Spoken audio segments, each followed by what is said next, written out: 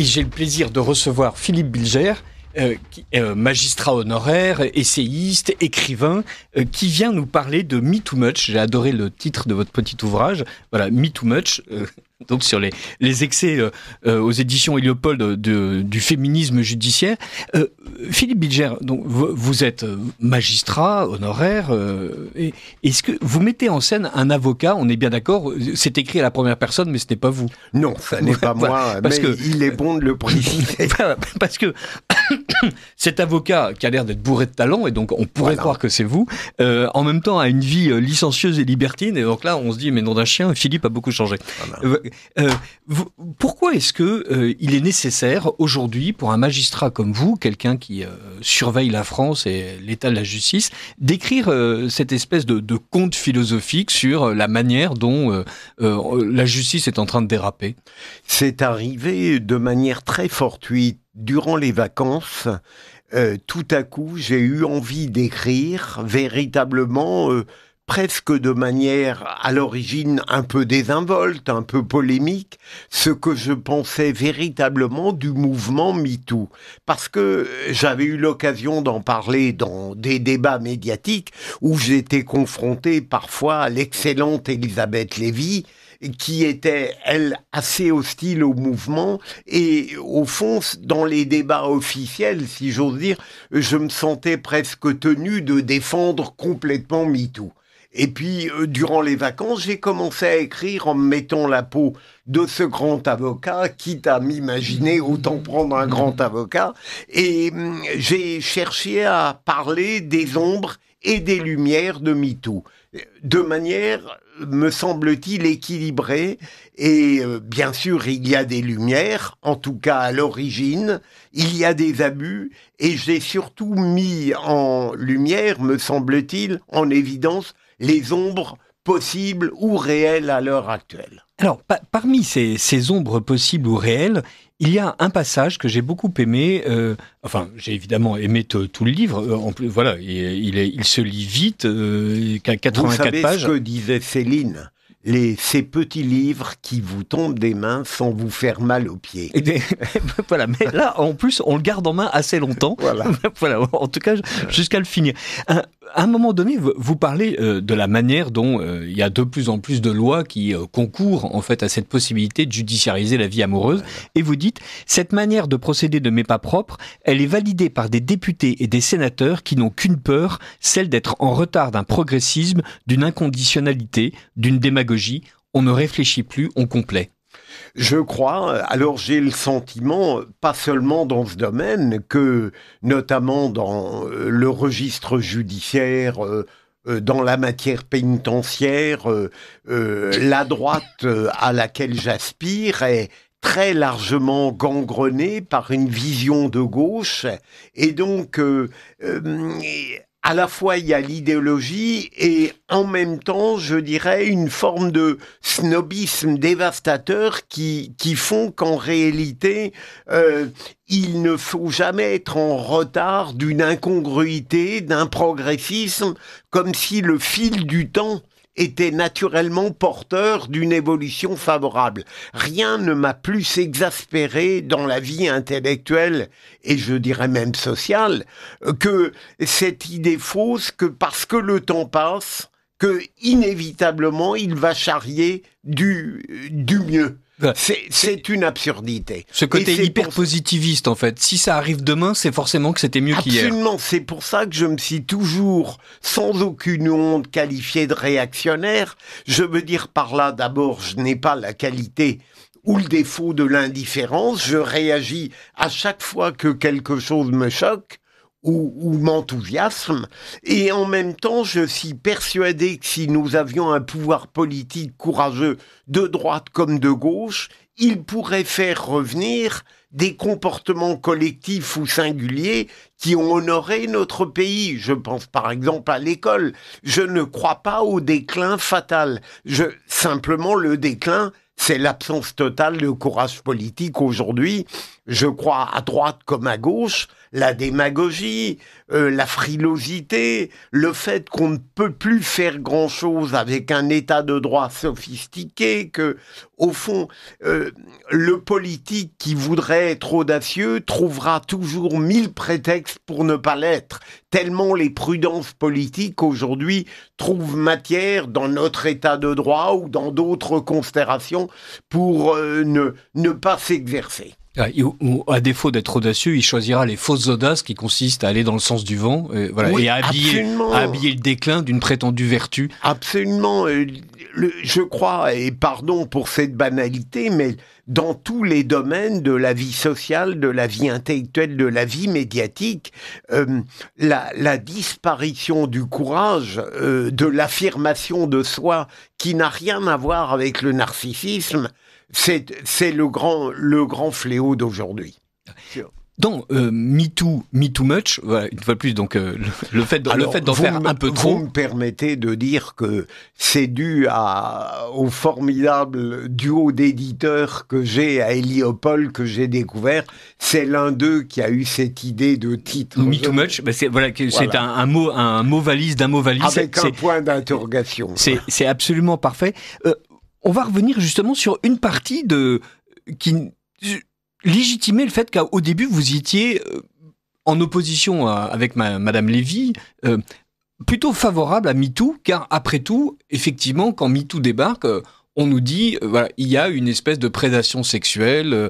Patrick Poivre d'Arvor trouvait naturel que des gens le séduisent, et d'autres hommes comme ça et d'ailleurs parfois des femmes jugeaient que effectivement des rapports de pouvoir pouvaient se traduire en rapports sexuels. Et il y a un moment donné, ça a paru être absolument insupportable. Et des premiers témoignages sortent aux États-Unis puis en France, où on explique, non, en fait, le fait d'être le chef ne signifie pas qu'il y a des privautés qui sont accordées, mais il n'y a pas de raison en fait qu'il y ait un commerce sexuel sous prétexte qu'il y a une relation hiérarchique.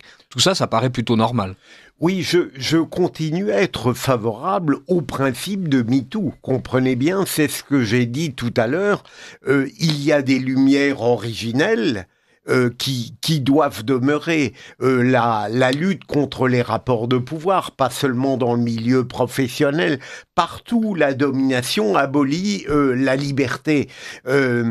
Simplement, je mets en cause les abus, c'est-à-dire le fait que on a parfois l'impression que parce qu'une femme, la plupart du temps, MeToo renvoie à la détresse ou à la douleur ou aux contraintes exercées sur une femme, parce qu'elle dénonce, elle n'a pas forcément dit la vérité. Et donc, je veux à la fois restaurer l'importance du judiciaire, de l'administration de la preuve, et puis surtout quand malheureusement le judiciaire ne peut plus être saisi parce que la prescription est acquise, il y a le fléau des réseaux sociaux, et je rappelle cette phrase tellement pertinente d'un avocat américain qui disait « c'est la culpabilité par dénonciation ». C'est ça ce qui me paraît extrêmement grave. Imaginons que demain, j'ai quelqu'un qui, sur les réseaux sociaux, va raconter n'importe quoi à mon sujet. Je suis d'une certaine manière coincé parce que j'aurais beau dire que c'est faux, je me tais, je suis coupable, je réagis, je suis coupable. Et donc ça, c'est extrêmement grave. Alors ce que je veux, c'est rétablir une administration de la preuve, et puis sur les réseaux sociaux, la possibilité bienfaisante d'un doute, d'une incertitude.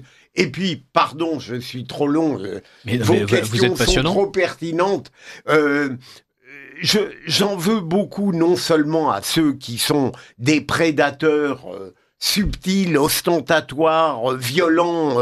On ne met pas tout sur le même plan. Déjà, c'est une donnée de mon livre. Mais j'en veux beaucoup à ceux qui sont les témoins, qui ne réagissent jamais devant ce qu'ils constatent. Je pense à des grands acteurs qui se comportaient mal sur des plateaux et qui n'ont jamais fait l'objet de remarques d'observation, sauf bien sûr quand la justice arrive, et là c'est très facile de dire « Ah mais je remarquais qu'ils ne se tenaient pas bien, qu'ils étaient grossiers », mais dans le vif de l'action, si j'ose dire, tout cet entourage se taisait. J'ai en horreur les témoins, vous voyez, qui stigmatisent une fois que le pire a été accompli. Alors, vous avez parfaitement raison. Il y a quelque chose que vous venez de dire et qui est important, c'est cette espèce de gradation. Alors, je vous poserai une question tout à l'heure sur le fait que les réseaux sociaux quand même débordent largement dans la presse et que il peut y avoir une polémique sur Facebook ou sur X ou sur Instagram, mais ou sur n'importe quel réseau social. Mais après, c'est le journal Elle, le journal Le Monde ou le Figaro qui s'en emparent, et c'est là où ça devient extrêmement pénible. Mais il y a aussi cette idée d'un me too much, dans le fait où au début on condamnait vraiment les gestes horriblement déplacés, cette espèce de domination exercée. D'ailleurs, on s'est rendu compte que les garçons du cinéma aussi étaient victimes d'autres types de prédateurs, que ce n'était pas l'apanage des femmes. Et on est passé d'une dénonciation vraiment de la contrainte du quasi-viol à il m'a regardé, et il m'a serré la main. Donc là, il y a comme une extension du domaine du péché, en fait. Vous avez totalement raison, et d'ailleurs c'est l'un des éléments, j'ose dire, clés de ce petit livre, c'est le fait que on met tout sur le même plan. Quelle que soit la vulgarité ou la grossièreté de certains hommes, pour ne parler que d'eux, ça n'est pas la même chose de toucher le bras d'une femme qui peut être, par certaines féministes vindicatives, qualifiée d'agression sexuelle, l'agression sexuelle étant tout ce qui n'est pas le viol, entendons-nous. Et puis, le viol, évidemment, d'une contrainte absolue qui crée des traumatismes irréversibles, il faut respecter la hiérarchie des indélicatesses, des transgressions et des violations. Je vous rejoins absolument, ça va devenir délirant. Et alors, d'autant plus, me semble-t-il, que je suis frappé par ce hiatus entre la nécessaire révolte contre les comportements délictuels ou criminels quand il s'agit de viol, et en même temps l'hypertrophie de petits gestes qui sont indélicats, mais dont j'ai du mal à considérer qu'ils vont totalement traumatiser une vie. Vous touchez le bras d'une femme ou vous faites pire, vous touchez comme ça son corps dans la quotidienneté, je ne crois pas qu'elle puisse soutenir avec sincérité que toute sa vie va être bouleversée par cela. Et puis, au fond, c'est un peu le problème, comment dire, à la fois dans certains domaines, on met en œuvre un puritanisme délirant, mais en même temps, on vit dans un monde avec bonne conscience totalement érotisé. C'est sûr que quand on voit Aya Nakamura, on n'a pas du tout l'impression que on a abandonné l'idée d'une séduction publique et d'une exhibition dont le caractère sexuel est non seulement voulu, mais assumé et même proclamé. Absolument, même au-delà d'Aya Nakamura, vous avez raison, regardez le monde qui nous entoure. Enfin, pardon pour cette banalité, pour faire la publicité d'un produit parfaitement innocent, on nous offre une érotisation forcenée. Alors je ne dis pas que les êtres devraient succomber au pire à cause de ce que les entoure, mais il faudrait peut-être que notre société devienne plus cohérente sur certains plans. Voilà. Et donc plus cohérente, ça ne signifie pas basculer dans la pruderie ni dans la licence, mais rester au milieu. Il y a une voix française en quelque sorte. Grotesque, quoi. Il y a un puritanisme qui hypertrophie l'anodin, parfois, même si c'est indélicat, grossier, vulgaire, parfois même pas pénalement répréhensible, mais autour, mon Dieu, on trouve normal, on n'a pas le droit de s'indigner, de trouver que c'est grossier, de trouver inutile ces publicités qui vous mettent des femmes dans des postures absolument invraisemblables et qui sont indignes par rapport à un vrai féminisme.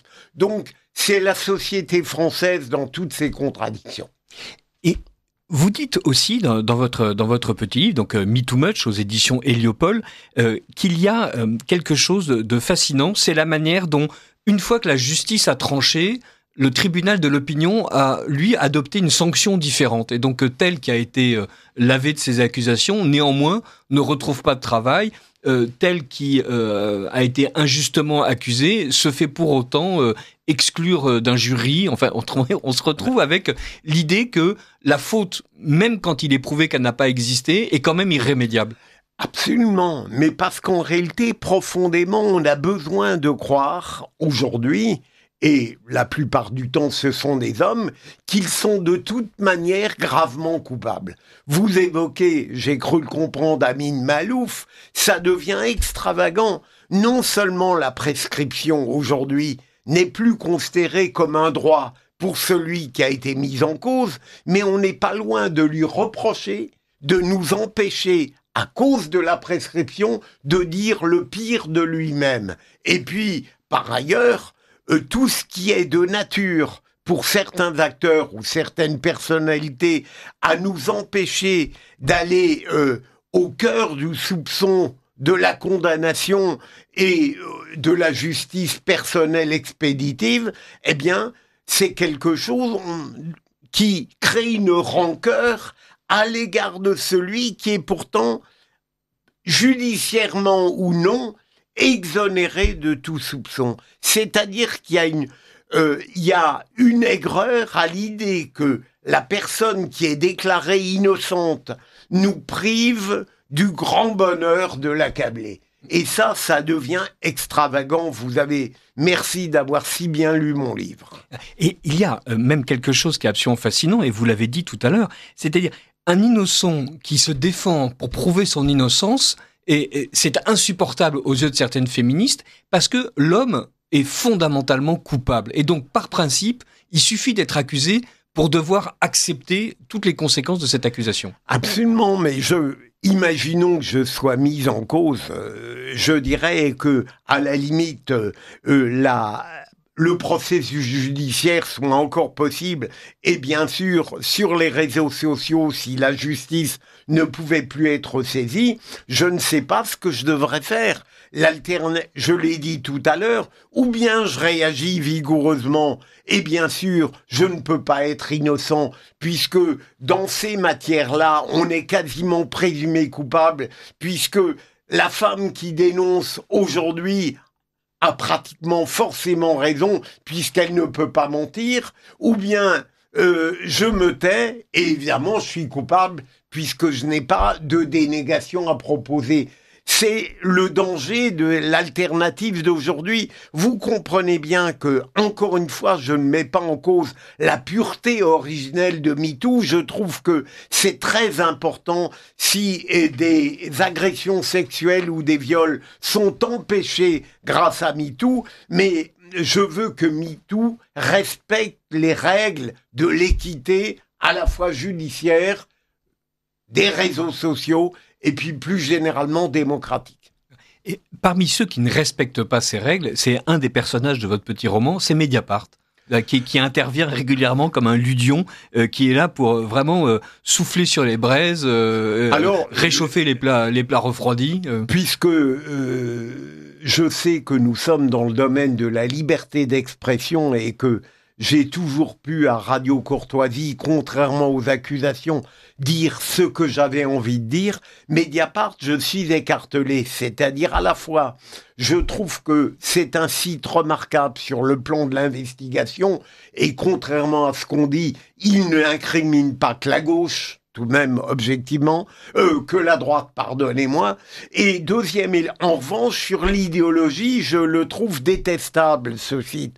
Mais j'ai eu l'impression, j'ai pris Mediapart parce que c'est véritablement le site dont on peut craindre le pire sur le ciblage de certains comportements indélicats, délictuels ou criminels, ou prétendus tels. Et donc, j'ai imaginé que Mediapart constituait cette épée de Damoclès sur la tête de ce grand avocat qui craint un jour ou l'autre que Mediapart le cible, avec toutes les conséquences qui peuvent résulter d'un ciblage qui, chez Mediapart, révèle d'un supplice un peu chinois. C'est-à-dire que on commence par mettre en cause, on raconte quelque chose, et puis ça continue, et puis ça continue, et Mediapart trouve toujours des témoins qui, souvent de manière anonyme, mettent en cause des personnalités souvent connues, parfois des hommes, et qui ont beaucoup de mal après à se défaire de cette accusation médiatique.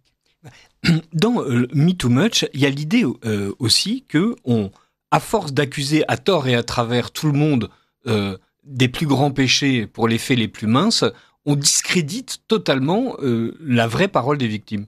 Absolument, mais vous avez totalement raison.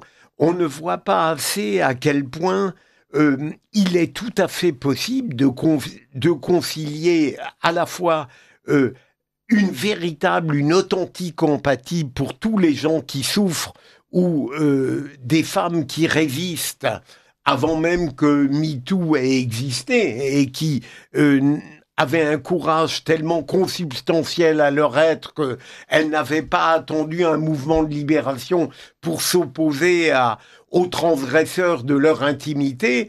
Et en même temps, il faut être, je dirais, très vigilant sur la qualité du débat judiciaire. Je ne vois pas au nom de quoi, parce qu'il s'agit de MeToo et qu'il s'agit d'un domaine infiniment délicat et sensible qui concerne les rapports entre les hommes et les femmes, qu'il faudrait répudier tout ce qui fait notre équité démocratique et notre qualité judiciaire. Je ne parle même pas de la présomption d'innocence. Je n'ai pas envie immédiatement, parce qu'un homme est mis en cause pour des faits que je réprouve, s'ils ont été commis, de le jeter au chien, si j'ose dire. J'attends, et vous avez très justement évoqué la double peine, parce qu'à la fois il y a le soupçon qui devient vite une accusation, parce que la présomption d'innocence devient quelque chose d'intolérable pour ceux qui ne rêvent que de stigmatiser, et puis de l'autre côté, évidemment, il y a le sentiment que c'est,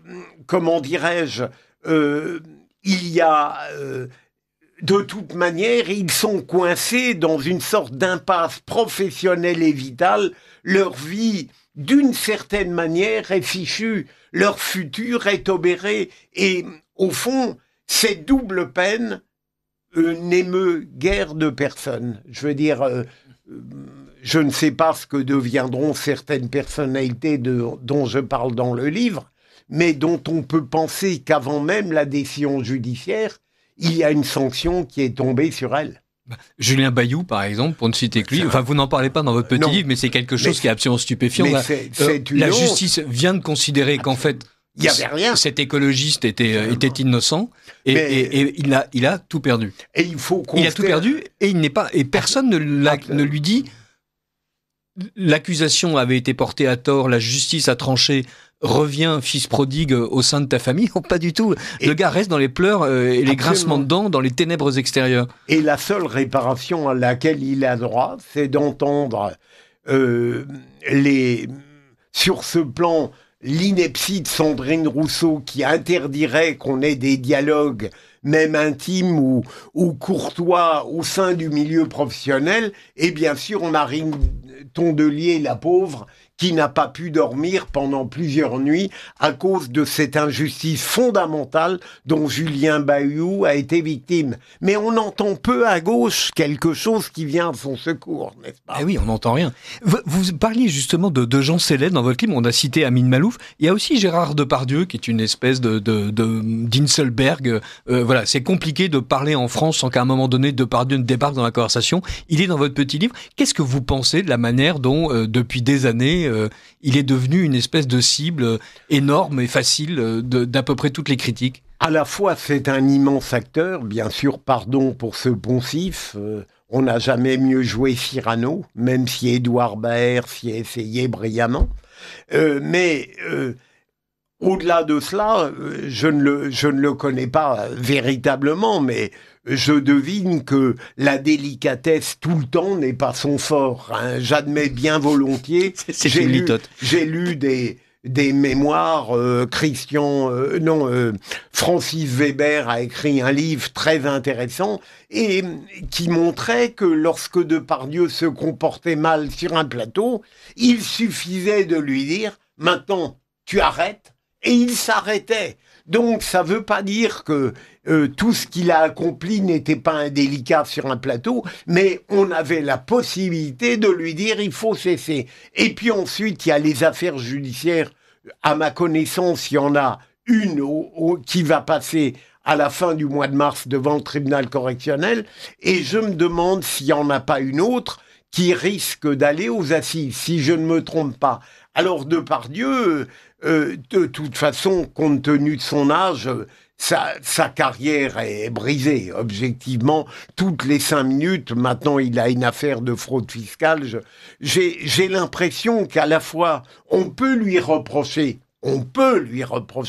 des choses qui ne sont pas conformes à notre vision idéale et même correcte des rapports entre les hommes et les femmes, mais que, au fond, il est devenu, je dirais, une sorte de déversoir de tout ce qu'à un certain moment, on a été obligé de dire du bien de lui. Je veux dire, il y a un moment où, me semble-t-il, on fait payer à un être le bien qu'on a dû dire de lui parce qu'il avait un talent extraordinaire. Vous mettez pas en cause dans votre petit livre la manière dont la justice juge, mais tout à l'heure, vous disiez que vous ne vouliez pas renoncer au système judiciaire français. Est-ce que vous avez l'impression que les juges eux-mêmes sont atteints par MeToo et qu'ils ont une manière de juger qui est quand même extrêmement colorée par l'esprit de l'époque ? Je le crois. Alors peut-être ne ferais-je pas mieux qu'eux si j'étais ministère public, mais prenons l'exemple de Nicolas Bedos. Il est évident que si j'avais été ministère public, en entendant Nicolas Bedos, en ayant vu ce qu'il accomplissait, je n'aurais pas requis une sanction aussi sévère contre lui. Et à un moment donné, lors d'un débat, on s'est moqué de moi parce que je disais, par moments, j'ai l'impression que les transgressions relèvent moins d'une infraction pénale que d'une sorte de violation du bon goût, de la décence et de la politesse. Au fond, par moments, j'ai l'impression que tous ces êtres qui, sous l'influence de l'alcool ou plus gravement, spontanément, commettent le pire anodin ou grave, le pire anodin, seulement anodin, sur l'intimité d'autrui, eh bien, ils devraient plutôt passer devant une sorte de commission du bon goût et de la politesse pour leur apprendre qu'on ne traite pas autrui comme ils l'ont fait. Et ça, je dirais, ça a choqué parce que je donnais l'impression de ne pas vouloir à tout prix judiciariser des gestes qui me paraissent anodins, même si, encore une fois, je les trouve indélicats. On ne judiciarise pas tout, me semble-t-il, et surtout, on compte sur le courage de ces victimes, jeunes ou moins jeunes, qui sont capables de régler le problème des grossièretés dont elles sont victimes par des gestes appropriés. Je veux dire... une paire de baffes.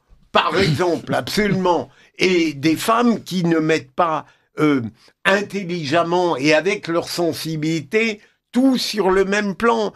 Je l'évoquais tout à l'heure, ça n'est pas la même chose de toucher un bras par inadvertance et parce que naturellement, parfois la parole s'accompagne de gestes à l'égard d'autrui sans l'ombre d'une grossièreté, d'une indécence, et puis bien sûr les terribles agressions sexuelles et les viols qui résultent par exemple d'un rapport de pouvoir sur lequel l'auteur n'est jamais questionné. Je pense parfois à certains silences coupables. Philippe Bilger, si vous aviez une loi à faire passer, si vous aviez une recommandation, il nous reste 1 minute, ce serait laquelle ?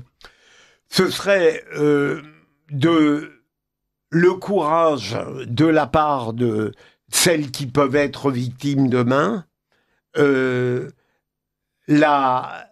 l'empathie pour elles, et puis que la justice comprenne que lorsque une partie est immédiatement taxée de sincérité lorsqu'elle accable, lorsqu'elle accuse.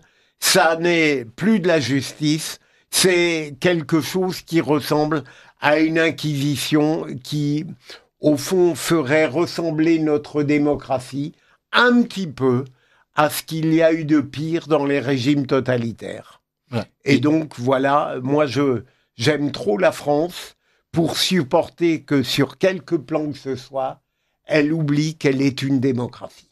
Une démocratie en matière de féminisme, en matière de liberté d'expression, parce que on attend ce Me Too Much qui peut, s'appliquer en fait à tous les domaines de la vie politique et partout où la justice fait irruption d'une manière un peu surprenante. Absolument. Philippe Bilger, merci beaucoup. Me Too Much aux éditions Héliopole, un roman qui est en fait une méditation sur la manière dont le mouvement féministe se dévore lui-même et dévore toute sa légitimité par ses outrances. Merci beaucoup et à bientôt pour le prochain livre. Vous en écrivez souvent et merci pour votre très bonne interrogation. Merci beaucoup.